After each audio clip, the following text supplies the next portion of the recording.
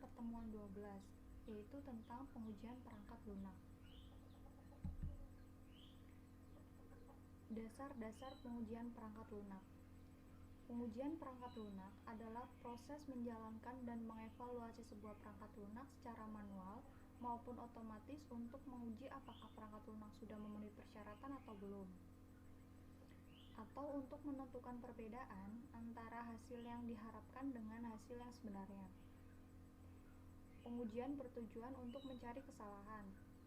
Pengujian yang baik adalah pengujian yang memiliki kemungkinan besar dalam menemukan kesalahan sebanyak mungkin dengan usaha sekecil mungkin. Tujuan pengujian. Tujuan pengujian untuk menilai apakah perangkat lunak yang dikembangkan telah memenuhi kebutuhan pemakai.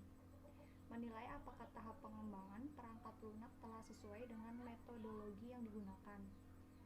Membuat dokumentasi hasil pengujian yang menginformasikan kesesuaian perangkat lunak yang diuji dengan spesifikasi yang telah ditentukan. Di sini ada testability. Testability adalah kemampuan perangkat lunak untuk dapat diuji. Artinya, seberapa mudah sebuah program komputer untuk bisa diuji. Karakteristik testability perangkat lunak. Kemampuan untuk bisa dioperasikan atau operability. Kemampuan untuk bisa diobservasi atau observability. Kemampuan untuk dapat dikontrol atau controllability. Kemampuan untuk dapat disusun atau decomposability. Kesederhanaan atau simplicity. Stabilitas atau stability. Kemampuan untuk dapat dipahami atau understandability. Karakteristik pengujian. Pengujian yang baik memiliki probabilitas tinggi untuk menemukan kesalahan. Pengujian yang baik tidak berulang-ulang. Waktu dan sumber daya pengujian terbatas. Pengujian terbaik harus menjadi bibit terbaik, yaitu pengujian yang memiliki kemungkinan tertinggi dalam mengungkap seluruh kelas kesalahan. Pengujian yang baik tidak terlalu sederhana atau tidak terlalu rumit. Di sini ada pengujian menggunakan white box. Pengujian menggunakan white box disebut juga pengujian kotak kaca atau glass box testing. Merupakan sebuah filosofi perancangan test case yang menggunakan struktur kontrol. Test case pada white box menjamin bahwa semua jalur independen di dalam modul telah dieksekusi di sedikitnya satu kali. Melaksanakan semua keputusan logis pada sisi benar dan salah. Melaksanakan semua perulangan atau loop yang memenuhi semua batas operasional. Melakukan struktur data internal untuk memastikan kebenarannya. Pengujian jalur dasar atau basis path testing adalah teknik pengujian yang memungkinkan perancangan test case untuk menurunkan ukuran kompleksitas logis dari suatu rancangan prosedural dan menggunakan ukuran ini sebagai pedoman untuk menentukan rangkaian dasar jalur eksekusi. Test case diturunkan untuk menguji rangkaian dasar yang dijamin untuk mengeksekusi setiap pernyataan dalam program, setidaknya satu kali selama pengujian. Menggambarkan arus kontrol logis dengan menggunakan notasi grafik alir atau flow graph. A. Notasi grafik alir atau flow graph adalah notasi sederhana untuk merepresentasikan aliran kontrol logis. Lingkaran mewakili pernyataan kode program. Notasi flow graph seperti gambar di bawah ini. Flow graph untuk menggambarkan sekuensial, seleksi, maupun perulangan. Notasi lingkaran ini disebut flow graph note. Digunakan untuk menggambarkan statement-statement sebagai berikut. Pertama, satu atau lebih statement secara sekuensial yang dikelompokkan. 2. Percabangan seleksi dari satu statement kedua pilihan statement seleksi. Ketiga, penggabungan dua statement yang dilanjutkan pada satu statement yang sama, atau merge. Sedangkan notasi garis Garis panah ini disebut edge atau link, menggambarkan aliran kontrol. Setiap edge harus dihubungkan dari atau ke sebuah node. Untuk menggambarkan flow graph dengan merepresentasikan perancangan prosedural seperti gambar berikut. Di sini ada contoh konversi dari notasi flowchart ke flow graph. Semua notasi flowchart akan diubah menjadi notasi atau lingkaran edge pada flow graph dengan menggunakan panduan sebagai berikut. Notasi yang berurutan baik berupa proses, persegi panjang ini, maupun seleksi atau diamond, dapat digabungkan menjadi satu node. Seperti proses 2 dan 3 dalam flowchart dapat digabungkan menjadi satu node di flow graph yaitu 2 dan 3. Dan proses 4 dan 5 dapat digabungkan menjadi node 4 dan 5. Notasi awal digabungkan dengan notasi pertama menjadi satu node. Ini dapat menjadi satu node pada flow graph. Sebuah edge harus selalu dihubungkan dengan sebuah node, sehingga bentuk penggabungan dari beberapa edge dapat ditambahkan sebuah node sebelum menuju statement berikutnya, meskipun node tersebut tidak memiliki sebuah statement khusus. Contohnya, pada notasi flowchart, di sini ada nomor 9 dan nomor 10, dapat diubah menjadi sebuah node 9 dan 10. Pada flow graph, final node pada flowchart diubah menjadi sebuah node pada flow graph. Selanjutnya B, notasi flow graph lanjutan. Seperti yang sudah saya jelaskan tadi, lingkaran ini menunjukkan simpul node merupakan satu atau lebih pernyataan-pernyataan prosedural. Panah menunjukkan edge atau link merupakan aliran kendali. Area yang dibatasi oleh edge dan node disebut region. Flow graph menjadi rumit ketika adanya kondisi gabungan pada saat satu atau operator boolean ada dalam pernyataan bersyarat. Node yang berisi kondisi disebut node predikat dan ditandai oleh dua atau lebih edge yang berasal dari node tersebut. Ini ada logika gabungannya. Predikat di sini disebutnya predikat node. If A or B, then procedure X, else procedure Y, and if B, jalur independen. Jalur independen atau independent path adalah setiap jalur yang melalui program yang memperkenalkan setidaknya satu kumpulan pernyataan-pernyataan pemrosesan atau kondisi baru. Jalur independen gambar di samping ini, contohnya path 1 yaitu 1, 11. Path kedua 1, 2, 3, 4, 5, 10, 1, 11. Path ketiga 1, 2, 3, 6, 8, 9, 10, 1, 11. Dan path keempat 1, 2, 3, 6, 7, 9, 10, 1, 11. Path 1, 2, 3, 4, 5, 10, 1, 2, 3, 6, 8, 9, 10, 1, 11 tidak dianggap jalur independen karena tidak melintasi setiap edge baru. Path 1 sampai 4 merupakan basis map. C. Kompleksitas siklomatik adalah metrik PL yang menyediakan ukuran kuantitatif dari kompleksitas logis suatu program. Perhitungan kompleksitas siklomatik yaitu jumlah daerah-daerah atau region flow graph yang berhubungan dengan kompleksitas siklomatik. B. Kompleksitas siklomatik V dalam kurung G sama dengan E min N plus 2, di mana E adalah jumlah edge dan N adalah jumlah node. C. Kompleksitas siklomatik V dalam kurung G sama dengan P plus 1, di mana P adalah jumlah node predikat. Kompleksitas siklomatik lanjutan. Di sini ada contoh gambar dari kasus independent path.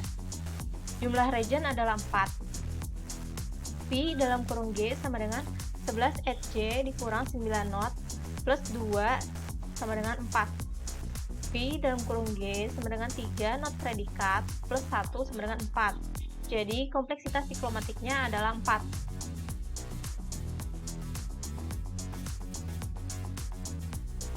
Lalu selanjutnya D. Menghasilkan test case. Diberikan pseudocode sebagai berikut. Dual record masih ada.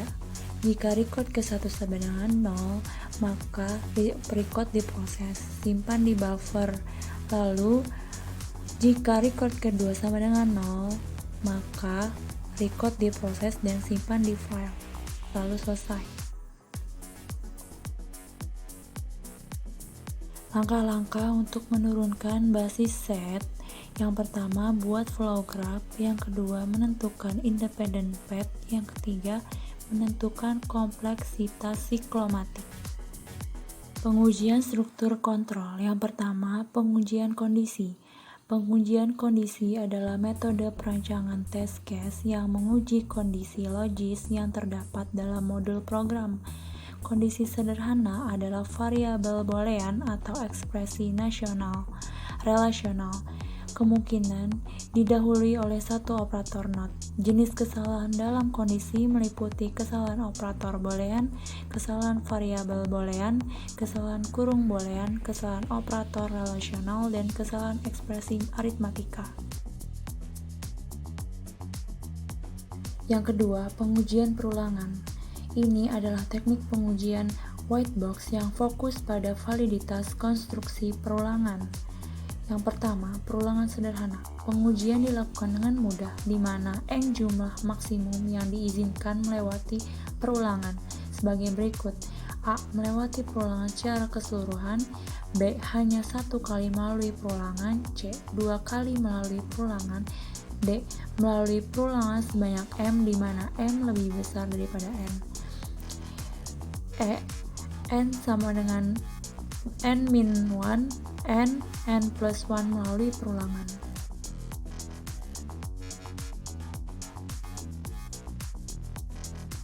Contoh perulangan sederhana. X adalah integer, maka X bernilai 1, di mana X lebih kecil daripada 5. Lalu cetak X, dan hasilnya adalah X sama dengan X plus 1. Lalu selesai.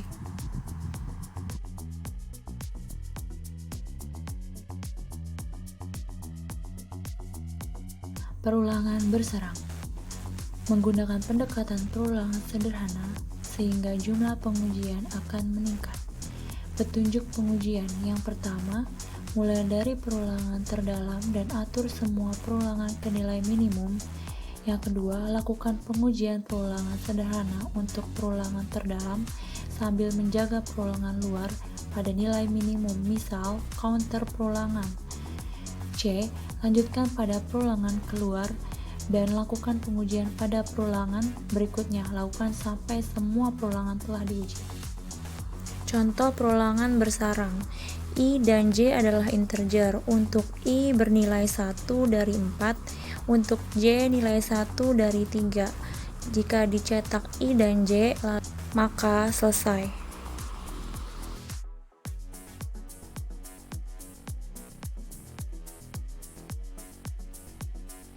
Contoh perulangan bersarang. Berikut diberikan pseudocode tentang perulangan bersarang dan carilah hasilnya. I, J, titik 2 integer, for I sama dengan 1, to 4, do. For J sama dengan 1, to 3, do, print dalam kurung I, J, and for. 3. Perulangan terangkai. Pengujian menggunakan pendekatan perulangan sederhana bila masing-masing perulangan independen. Tetapi, bila dua perulangan dirangkai dan kontor perulangan 1 digunakan sebagai harga awal perulangan 2, maka perulangan tersebut menjadi tidak independen dan direkomendasikan ke perulangan tersarang. Contoh perulangan terangkai. X, Y, titik 2 integer, X sama dengan 0, Y sama dengan 1, while dalam kurung X kurang dari 20, to print dalam kurung X sama dengan X plus 2, and while dalam kurung Y kurang dari 20, do print dalam kurung Y sama dengan Y plus 2, and while. Perulangan tak terstruktur. Kapan saja kemungkinan perulangan didesain kembali agar mencerminkan penggunaan konstruktif pemrograman terstruktur. 3. Pengujian black box. Disebut juga pengujian perilaku. Pengujian black box kemungkinan untuk membuat beberapa kumpulan kondisi input yang akan melakukan semua kebutuhan fungsional untuk program. Kategori kesalahan pada pengujian black box diantaranya A. Fungsi yang salah satu hilang. B. Kesalahan antarmuka. C. Kesalahan struktur data atau akses basis data eksternal. D. Kesalahan perilaku atau kinerja. E. Kesalahan inisialisasi dan penghentian. 1. Metode pengujian berbasis grafik. Langkah-langkah pengujian diantaranya memahami objek-objek yang dimodelkan dalam perangkat lunak dan penghubung yang menghubungkan objek-objek tersebut. Menentukan serangkaian pengujian yang memastikan bahwa semua objek memiliki hubungan satu sama lain seperti yang diharapkan. Metode pengujian berbasis grafik. Node dipresentasikan sebagai lingkaran. Hubungan dipresentasikan dengan anak panah. Hubungan satu arah atau direct line, bahwa hubungan bergerak hanya satu arah. Hubungan dua arah atau hubungan simetris atau bidirection link, bahwa hubungan berlaku dua arah. Hubungan paralel digunakan ketika ada sejumlah hubungan yang berbeda yang dibangun di antara node-node grafik. 2. Partisi kesetaraan atau equivalence partitioning adalah metode pengujian black box yang membagi daerah input program ke dalam kelas-kelas data dari test case yang dapat diturunkan. Sebuah kelas kesetaraan mempresentasikan keadaan valid atau tidak valid dari kondisi input. Contoh, kesalahan terhadap semua data karakter yang mungkin mengharuskan banyak test case sebelum kesalahan umum teramati.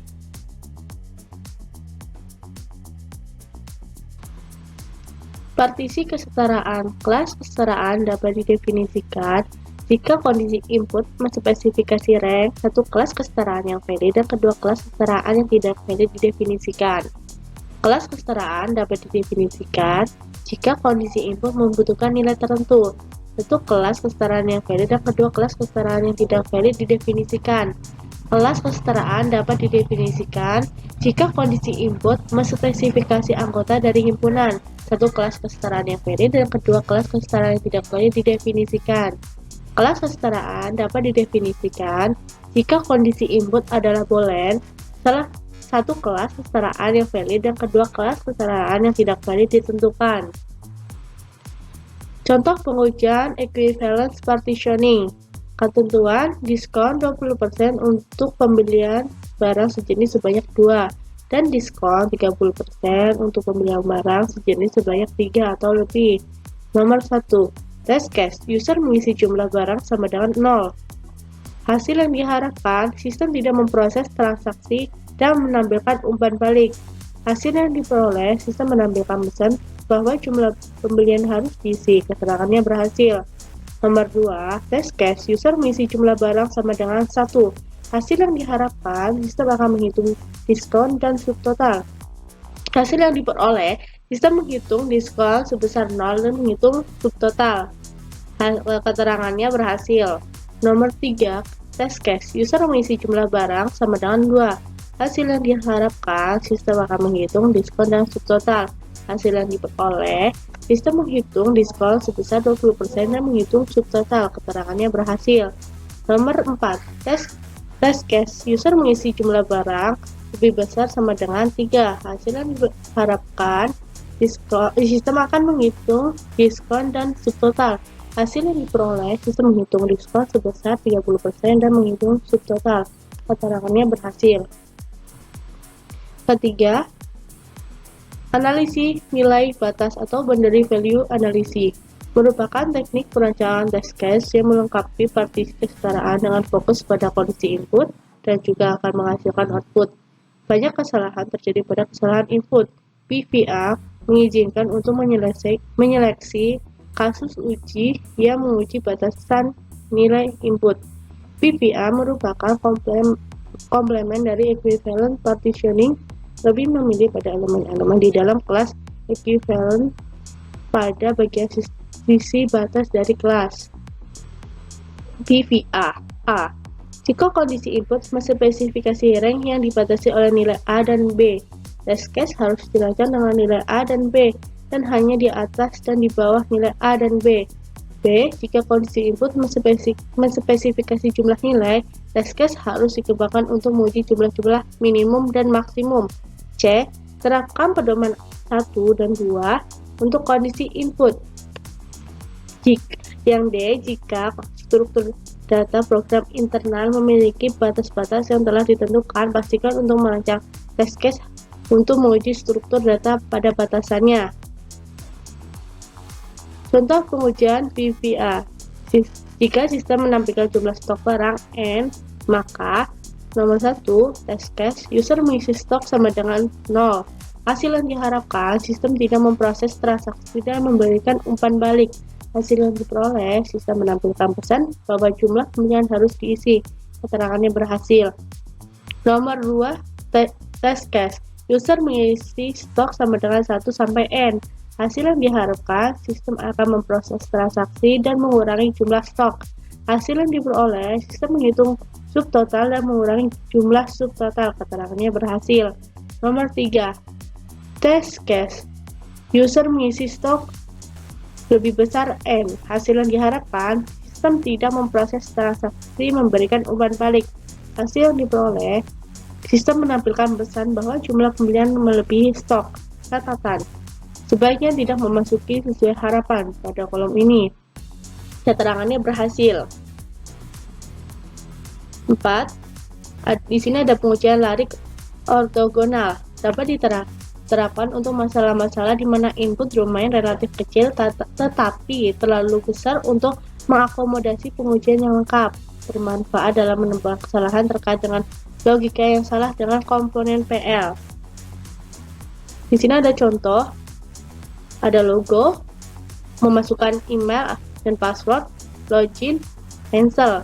Jika rancangan aplikasi untuk login seperti gambar di atas, maka black box testing dapat dibuat menjadi beberapa kondisi input atau 5 kondisi.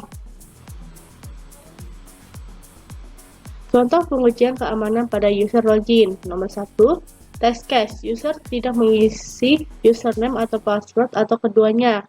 Hasil yang diharapkan, user tidak bisa masuk ke dalam sistem. Hasil yang diperoleh, sistem tetap pada form login dan menampilkan pesan untuk mengisi username dan password. Keterangannya berhasil. Nomor 2, test case, user mengisi username saja atau password saja. Hasil yang diharapkan, user tidak masuk ke dalam sistem. Hasil yang diperoleh, sistem akan menampilkan pesan untuk mengisi username atau password. Keterangannya berhasil.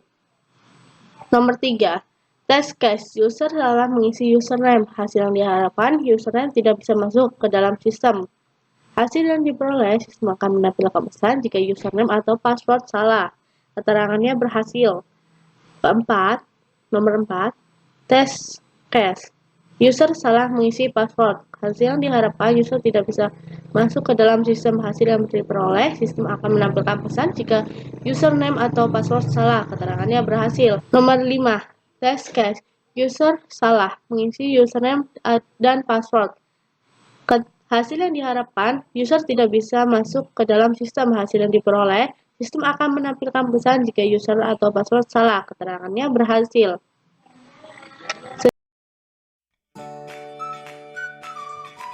Sasaran pengujian. Pengujian adalah proses eksekusi suatu program dengan maksud menemukan kesalahan.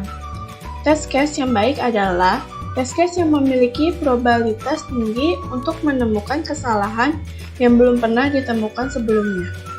Pengujian yang sukses adalah pengujian yang mengungkap semua kesalahan yang belum pernah ditemukan sebelumnya. Selanjutnya adalah prinsip pengujian. Prinsip pengujian. Prinsip pengujian meliputi semua pengujian harus dapat ditelusuri sampai ke persyaratan pelanggan. Sebagaimana telah kita ketahui, secara pengujian perangkat lunak adalah untuk mengungkapkan kesalahan. Contohnya cacat yang menyebabkan program gagal memenuhi persyaratan. Pengujian harus direncanakan lama setelah pengujian itu dimulai. Perencanaan pengujian dapat dimulai segera setelah model persyaratan dilengkapi. Definisi detail mengenai test case dapat dimulai segera setelah model yang ditentukan. Prinsip pengujian lanjutan. Prinsip Pareto berlaku untuk pengujian perangkat lunak. Secara singkat, prinsip Pareto mengaplikasikan bahwa 80% dari semua kesalahan yang ditemukan selama pengujian seperti yang akan dapat ditelusuri sampai 20% dari semua model program. Pengujian harus mulai dari yang kecil dan berkembang ke pengujian yang besar. Pengujian pertama yang direncanakan dan dieksekusi biasanya berfokus pada model program individual. Selagi pengujian berlangsung maju, pengujian mengubah fokus dalam. Selanjutnya, proses pengujian. Sini ada contoh gambar proses pengujian. Proses pengujian terdiri dari beberapa aktivitas yang biasa disebut sebagai siklus hidup pengujian. Pada beberapa praktek, masing-masing aktivitas dapat dilakukan secara formal atau informal. Gambar di samping ini menunjukkan aktivitas pengujian berdasarkan Webster. Pertama, mengidentifikasikan kondisi pengujian merupakan aktivitas pengujian untuk menentukan apa yang bisa diuji dan memberikan prioritas terhadap kondisi-kondisi pengujian yang ada. Aktivitas kedua adalah perancangan test case, yang bertujuan untuk menentukan bagaimana pengujian akan dilakukan. Sebuah test case adalah sekumpulan dari pengujian yang dilakukan secara sekuensial dan terkait dengan tujuan dari pengujian. Aktivitas selanjutnya adalah membangun test case yang dapat dibagi menjadi dua kategori, secara manual atau otomatis. Pembuatan test case secara manual akan menghasilkan sebuah prosedur pengujian yang merupakan langkah menjalankan pengujian dengan informasi tes input atau tes data yang dibutuhkan beserta output yang diharapkan. Sedangkan dalam pengujian otomatis, test case dibuat dalam bentuk test script. Setelah test script atau prosedur dibuat, maka pengujian dapat dilakukan. Penguji mengikuti prosedur yang telah dibuat dengan kombinasi input dan melakukan pengecekan terhadap output.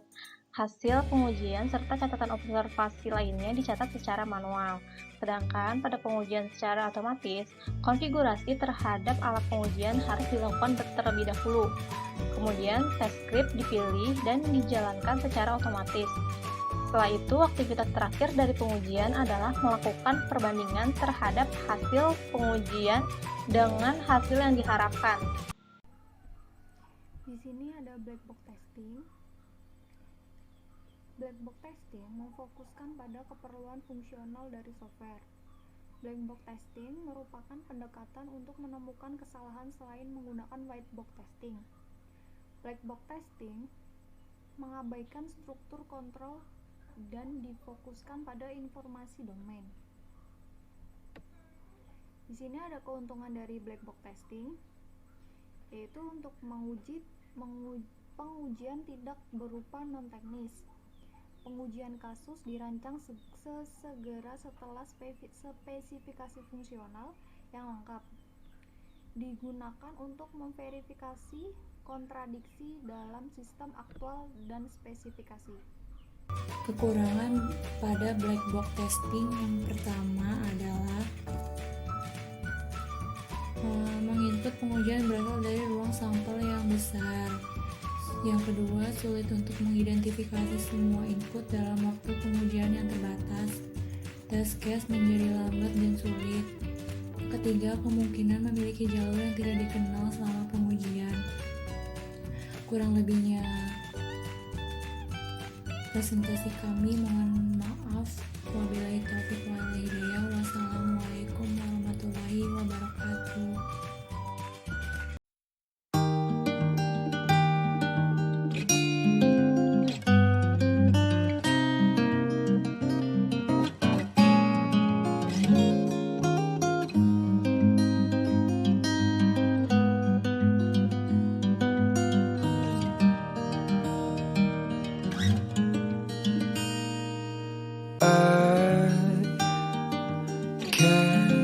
Show you how to love yourself, but I promise you I'll be the one by your side. I won't tell you the truth about love. It's so difficult found